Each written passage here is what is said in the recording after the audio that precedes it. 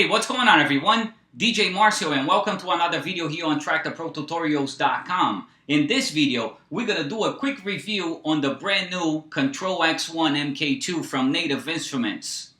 August 1st, this thing just came out in the market and I'm about to give you a quick idea on what you can expect when you get this thing right out of the box.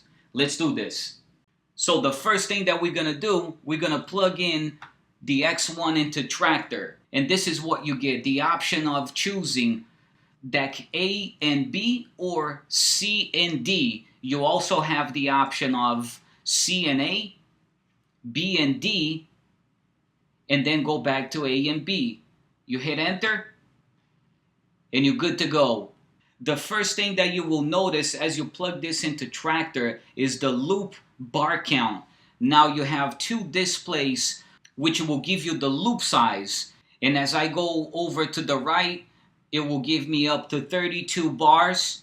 And then as I go all the way to the left, it will give you one of 32. And this is a big difference and a big plus for myself because I like to use a lot of loops when I'm doing my mixes. So this is a big plus. Up here, we still have the same thing, the same format from the previous X1. You have your on and off buttons for the effects when you're using in single mode. And then you have all three effects down here as you have it on the previous X1. Next, we have the FX on and off buttons for both decks, A and B.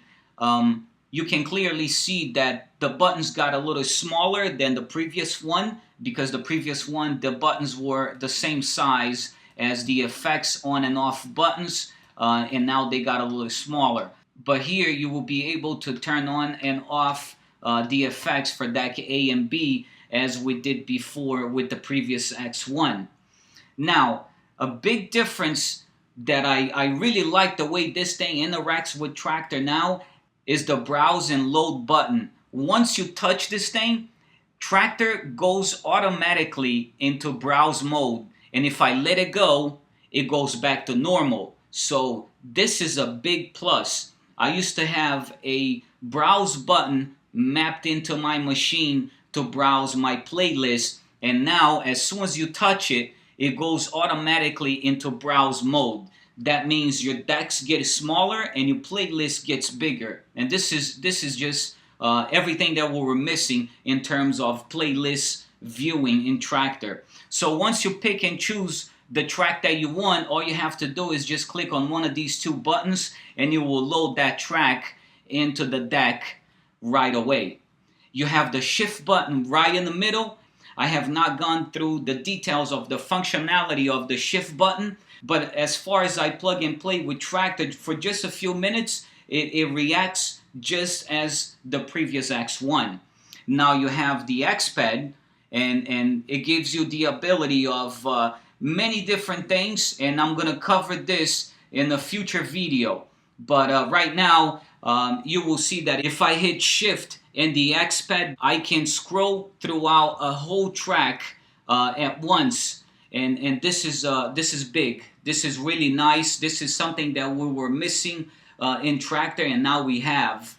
Next, we have the hot cue buttons. One thing that I'm gonna miss from the previous X1 is the 8 hot cue buttons because I do like to have 8 hot cues, and I play around with 8 hot cues. For me, will not be a big of a deal because I do have my hot cues mapped into the machine pads. But people that don't have machine and do like to have 8 hot cues, I think it will be a small setback, I should say. Down here you have the flux mode. The flux mode. We've been waiting for this for a long time, and now we got it. Flux, sync, and down here the last two buttons is the cue and play button. And as you will notice, the cue and the play button got a little bigger than the original size on the previous X1. So now let me show you what the shift button does. And again, I have not gone through all the details on the new X1, so I'm just giving you guys an idea of what you can expect from this controller. So if I hit shift, I will have the tap I have the master. I can make deck 1 or 2 my master tempo. And if I hit the shift button plus Q, what happens, the track goes all the way to the beginning. Let me show you on deck B now. It goes all the way to the beginning. Now if I hit shift and play, what I'm turning on and off is the key lock in Traktor. And this is pretty good. I really like this. And if I hit the shift button, I can also scroll through the track using the loop size knobs. Now I'm gonna hit play, and look what happens when I touch the X pad. It becomes my pitch bend. And to me, this is a very good feature for those of you who are not using a CDJ and don't want to use the sync button, just in case. You never know. Now let me show you what happens when I hit play and I touch the X pad. It becomes my pitch bend. Now I want you to notice that if I touch the X pad on this side, it becomes my pitch bend.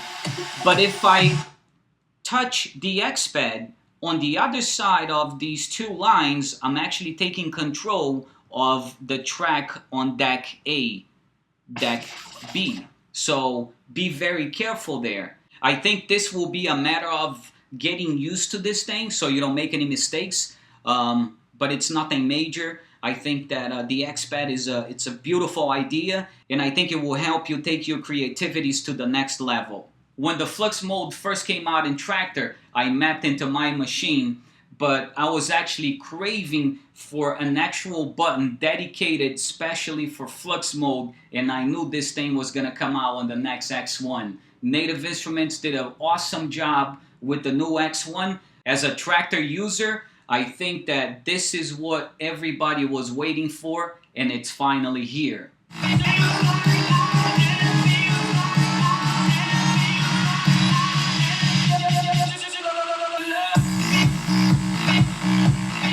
This is it, guys. Just giving you a quick review on the new X1.